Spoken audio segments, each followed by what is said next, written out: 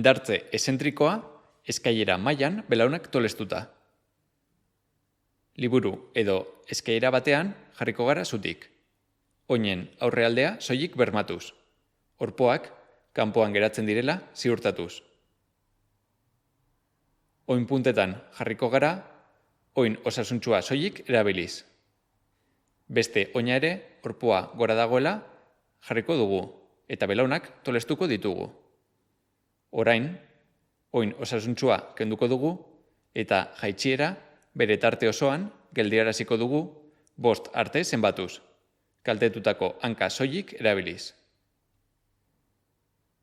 Ez luzatu belauna jaitsieran.